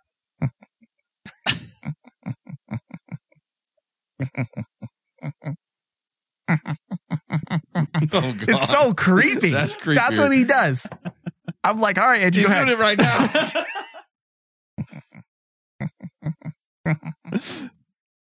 It sounds like an animal trying to hump. It does. It sounds like somebody like in intercourse. What else we have in the news, for fuck's sake? Moving on to gluten-free bread during communion. Worth the small effort. Worth the small effort for some local churches. Only 3% of the 170 worshipers at St. Stephen's Episcopal Church need special bread for Holy Communion. But the Reverend Adam J. Schumacher, who serves as a rector, said it's not... It's a what? Serves as rector. Oh, okay. Said it's not about the numbers. It's easy enough to gesture to do this quote is all jumbled. It is easy enough gesture to do to extend a hand of welcome, Shoemaker said. St. Stephen's is also one of several local churches that offer gluten-free bread during the Holy Eucharist to accommodate parishioners with celiac disease and other sensitivities. All right, my fellow congregation. Hello, Bishop Thomas. Hello, Father. How are you? Good. Your Holiness. And also we have the altar boy Andrews here with us today. He's interning to be a bishop. Yes, I am, your Father. All right, so we have a lot of bad press lately, my children, because some of you couldn't keep your dick in your pants. Andrew. And you continue to molest poor, innocent children. Oh, that one's on me. We must redirect the story. And now communion will now be GMO-free and all organic. That way we can win this PR war. Keep raping children. Go ahead. We condone it for about a millennia now. That was my question, sir. No, you go ahead and do that. We're good there still? As long as we provide good organic wine and non-GMO products at communion, then everything's fine. Continue. Business. Okay. So pencil me in for a 5 o'clock. Do you really have to come over tonight? My mom's coming over for dinner. What did what did I tell you? My mom's coming. Call her over too. It's fine. Whatever. That is really bothersome. I like that the church is like, they're molester headquarters. They're in the what we've turned it into. It's what it is. They're in the middle of one of the largest payouts of all time. $27 million. I think it was announced today that they're paying out to 4 men. I'm like, no shit. But hey, in other news, the church is raping your children. More at 10. But before we get to that story, they're also now offering non-GMO products. Yeah. All right. What else does it say? Historically, many churches have kept with tradition and served wine and wheat-only bread, which contains gluten. Raina, are you religious? Do you go to church? Be honest. I'm Catholic. You should be ashamed of yourself. just joking. Oh, Raina, my child, you're here on the air with us today. Yeah. All right. What else does it say, Andrew? But today, some churches offer bread without gluten. At St. Stephen's, roughly 170 members participate in communion with around 5 who need gluten-free wafers. Those pieces of bread are placed on a separate plate from the wheat bread to avoid cross-contamination. Hey, I'm glad you have all your T's crossed and I's dotted. Sounds like you have a good plan in place when it comes to food. What about when it comes to molesting our children? We have a strong... Do you have a strategy to prevent that from fucking happening every goddamn day? Prevent, sir? No, but we do have a strong legal team that's taken care of this for quite some time, and we plan to stick by that. How many millions do you want? That's how we take care of it. We have untold amounts of money beneath the Vatican City, so we can definitely spare about $1.5 million for every small child across the entire world. Jesus. Hey, don't use his name in vain. Go ahead, Andrew. Shoemaker, who has served as St. Stephen's for more than a year, said he's worked for other churches that also serve gluten-free communion bread. He compares it to Jesus' parable about a woman who swept her house to find a lost coin, or the one about the shepherd who left his flock. What about the one about not touching thou shalt not children? Diddle. That was under the Mosaic Law, Thomas. And once Jesus was born, if you're Christian, you no longer follow the Mosaic Law. Okay. Yeah. See, I haven't been in church in quite some time. Mm-hmm. Go ahead. Or the parable about the shepherd who left his flock of 99 sheep to find the one that strayed. He says serving gluten-free bread is a way to serve all people. It compels us... I can't take it. Can't take it. All right. That's a terrible article. I don't know who... Oh, is that an Andrew article? That's a slow news day, wherever the fuck that is. All right. We'll be right back with the No Talent Autistic Post Show.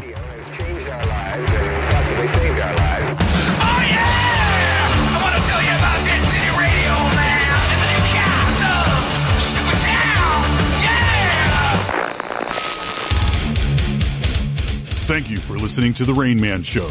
with your host, Michael Flores, with hosts Tony Sabal and Thomas Cowley, Andrew Spindler with the news, audio guru Dustin Lucas, produced by Michael Flores and Dustin Lucas. The Rain Man Show is a Cazador Productions and Rain Man Digital broadcast production. For all things Rain Man, go to rainmanshow.com.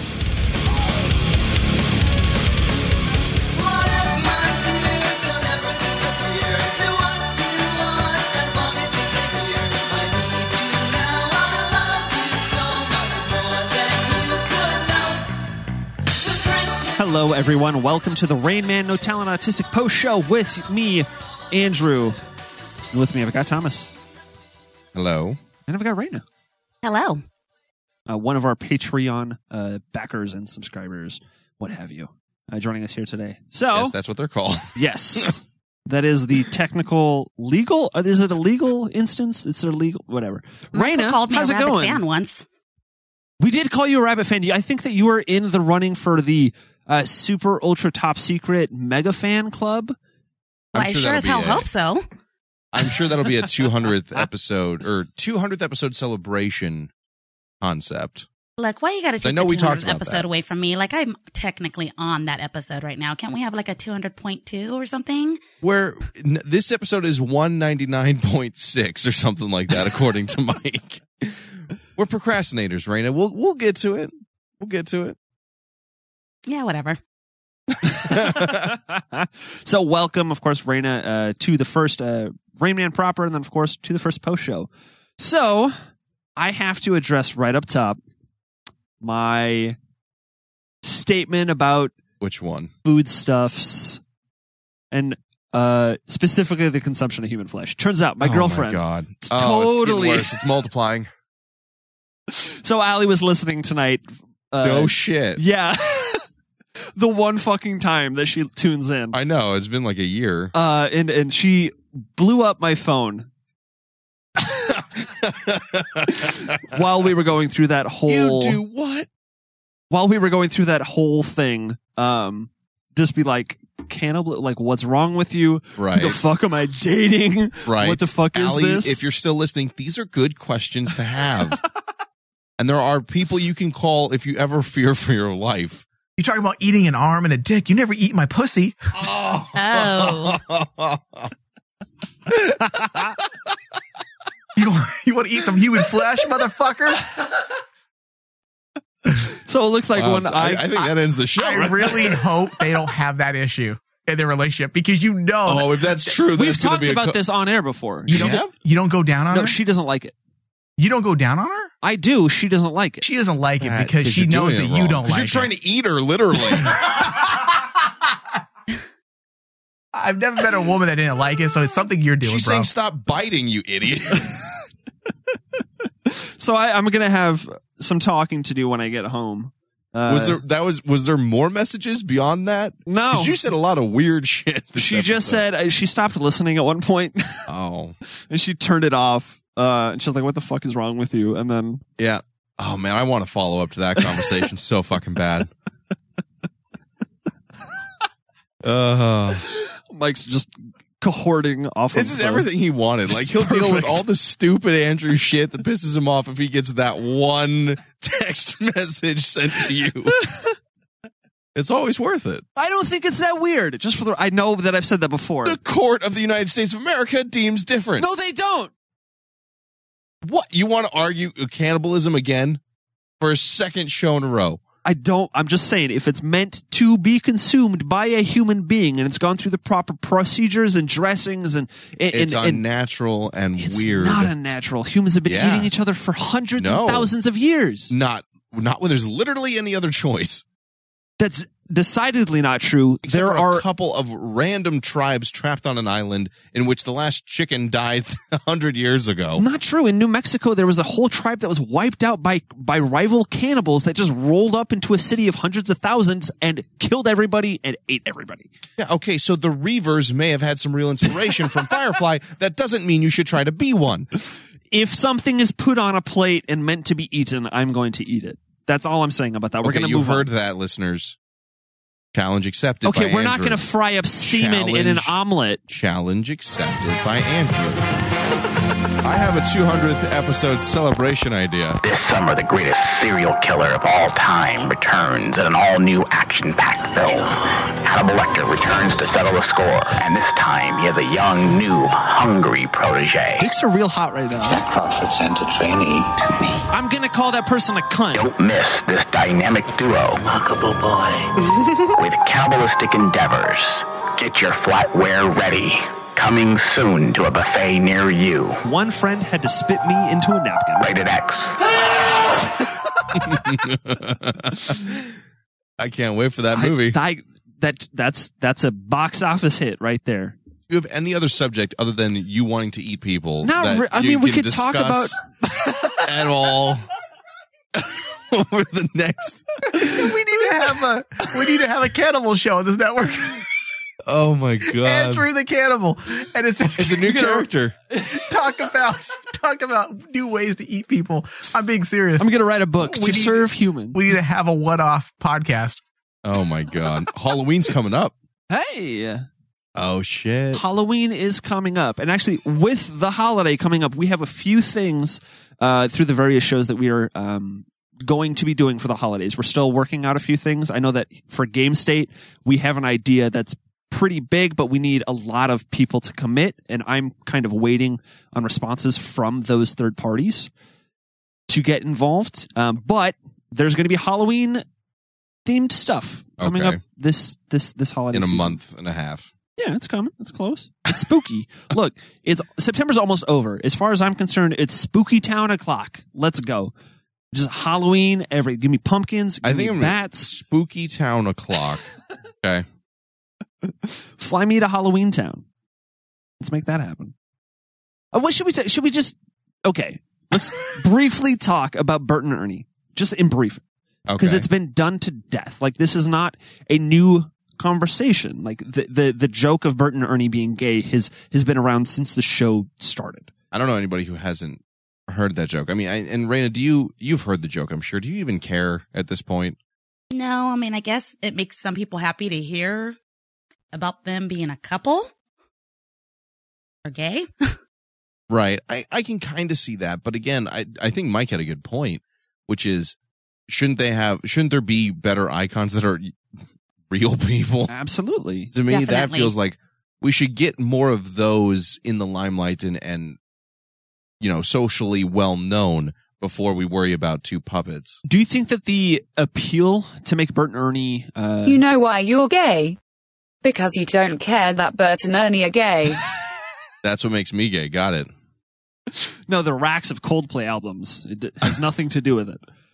No, but I wonder if part of the reason why the LGBTQ community has locked onto Burt and Ernie is because they have been in homes for ages, and the assumption is there. The assumption that they are in an intimate relationship of some sort is there, and it's being presented to children in a way that isn't offensive. Demonized. Yeah. I mean, perhaps there's always the argument, and nobody knows what's going to inspire one person or what's going to speak to somebody. It's such a personal, subjective thing that anybody could see that, and it means something to them for whatever they were with their age when they were watching it or how it relates to their life. I get that. But the whole uproar and debate is the part that I'm like, we've made this joke. They probably are. It's kind of irrelevant. Why are we still freaking out on the are they or aren't they matter? Again, I just feel like there's bigger issues all the time. Here's my my thought. Fallback defense. If for some reason Sesame Street was going to include a puppet or person even of different orientation, thank you, they would bring in a new character. They wouldn't convert. You know why you're gay? Because you would eat Thomas's deep fried dick. Also that. We have that on audio. We do have that on audio. That is correct. Mike is losing his shit. Mike's having a good time over there tonight. Loving it. But if they were going to do something like this, they would bring in a new character like they did with a puppet who had autism a few years ago. So maybe they just do that to get around this whole issue. I feel like they've had one of the human residents of Sesame Street. Is he still? Mike's still laughing about deep fried dick over Mike there. is losing his goddamn mind. I can't believe that he admitted it on the air. You would eat your dick. That's the best drop, I think, of the century. That's going to be in next episode. You know that, right, Andrew? Oh, I'm well aware. I knew exactly what was happening. I need to get a journalist award because I get the hard hitting. I get the scoops that matter. I feel like Sesame Street has had a gay human on the show before, specifically like that was out in the open, but I might be mistaken. This is beating a dead horse silly at this point to still argue about such a small semantic detail when we've moved past it in both sides of the fence, I think. For fucking puppets, too. And besides, we have bigger things to talk about, like you eating deep fried dick. I'm not going to eat. Okay, that was extraneous. You said you would. I did. That is like... I'm just my whole life. You said earlier today, you said if it is prepared and meant to be eaten and put on a plate, I will eat it. That is correct. Fuck. See, I thought you guys were going to say something about eating ass, but you really took it all the way with the dick. Yeah. Mike is literally we went all joking. the way around, Raina. We went every part down there. Oh, yeah. Is eating ass a normal thing that people do in the bedroom? Yeah. Maybe not super normal by comparison to other things, but it's not like that taboo anymore. Raina? Why you gotta come to Raina for that? I mean, I'm down. My husband knows. Are you asking questions because you're still doing other things wrong and trying to eat things? So you don't use teeth, right? Oh my God. Oh, Jesus. I know that's a joke, but even then that was horrifying. No, eating ass, I don't know. I think it's still I just think it's still like super taboo for me. Like I don't like anal to begin with. I don't believe you, but sure. Don't pass, slow down and eat her ass. I need Mike to just set aside one day. It's not during, like maybe during winter break when he doesn't have to be there. I just want to have an entire like psychotherapy session with Andrew and get some of these questions to this fucked up tapestry that is your sex life and life in general. Like, I need to know some of these questions. I think it would be too boring. I think that really, I do. The cannibal who doesn't eat pussy properly is telling me that his life would be boring. The time that he had listened to his mom have sex. Speaking of my mother, he was fired for being inadvertently racist. Like, come on. Speaking of my mother and Stormy Daniels. What? Because that's how that conversation got on. So that's how the me making the offhanded comment that my mom looks like, or that Stormy Daniels looks like my mom, brought up the whole thing of everybody wanting to date my mother, which is fine. I actually talked to her about this. I don't think they said date. Raina, don't ruin this. It's my mom, Raina. So I did talk to my mother about this. Date. We did say date. Everybody, they wanted to fuck her. Everybody wanted to have go. sex with my mother. Yes, and she's like, "Why, Andrew? I am interested in such an endeavor."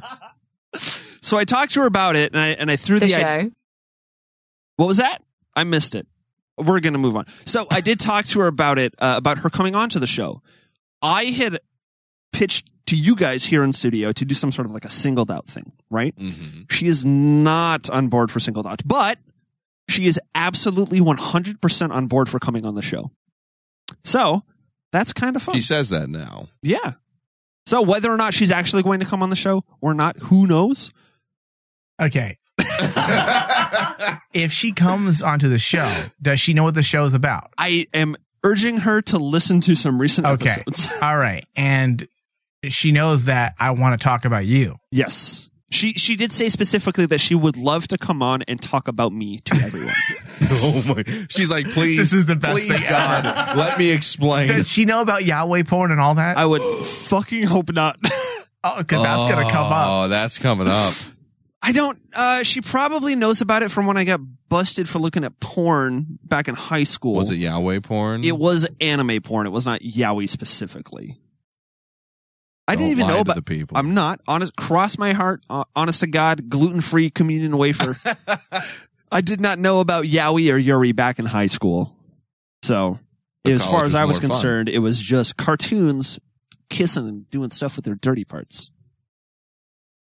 It's the most childish way to say that, and yet I was disturbed. Yep. That's about right.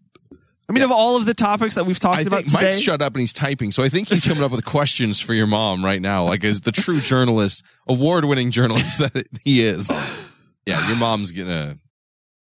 As much as she has said that she wants to come on, I don't know that she actually wants to come on, just because I need her to listen. Did you tell her that everybody was like infatuated with her? Yes. Okay, that's why. She's like Andrew. She wants the attention. She's gonna be like, no. She said specifically that she doesn't really want to do the whole banging bit. Like we're not filming a casting couch episode we're back here for Christ's sake. I am aware of that. I just called you Ashton. Andrew, you're not literally.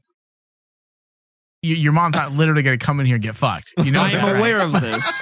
I am aware of this. He's trying to sell his mom. He's all right, Mom. So, bear with me real fast. There's going to be like 5 guys, you know that radio show that I do?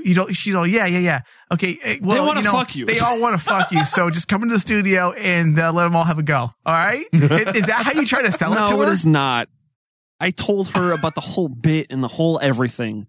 I'm going to send her this part. Fucking do it. Don't do it, maybe. I haven't yet decided if I'm actually okay with her coming out. Like, I've reached out. She's already said yes. But whether or not I want to pull that trigger and say, hey, Mom, here is the address to the studio, I don't think that I want that. Yet. Yeah. It's not about what you want, though. I'm aware. I know. And I'm like, the whole time, I'm like, if you don't want to come on, I get it. But it's content. All right, and it'd be great. Mike and Bobby, Investigator Bobby, will find a way around it. Thanks for joining us on the post show, everybody. Have a fantastic night. We'll catch you next time. Dicks are real hot right now.